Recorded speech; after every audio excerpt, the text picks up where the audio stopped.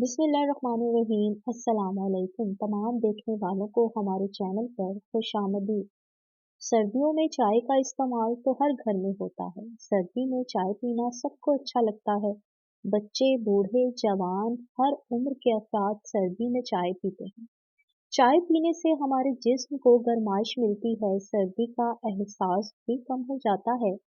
अगर हम चाय का इस्तेमाल ज़्यादा करते हैं तो जिस्म के लिए नुकसानदेह साबित होता है। लेकिन अगर हम दिन में सुबह शाम 2 टाइम चाय का इस्तेमाल करते हैं तो ये हमारी बॉडी के लिए नुकसानदेह नहीं। और अगर आप चाय हमारे बताए हुए तरीके से बताते हैं तो आप सर्दी से भी बचे रहेंगे। बच्चे हों या बूढ़े, ये चाय पीने के बाद सेहतमंद रहेंगे। तो चलें शुरू करते हैं चाय की रेसिपी। आपको 1 कप चाय बनाने के लिए एक छोटा चम्मच चाय की पत्ती लें। इसी पत्ती के अंदर आधा चम्मच सौंफ, 2 इलायची, 1 लौंग, 1 टुकड़ा दालचीनी का पीस कर इस चाय की पत्ती में मिला दें।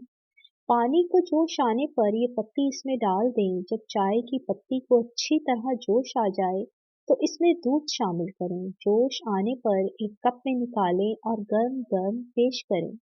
ये चाय पीने के बाद 80 साल का बूढ़ा भी सर्दी से बचा रहेगा। वीडियो अच्छी लगे तो हमारे चैनल को सब्सक्राइब कर लें। Thank you.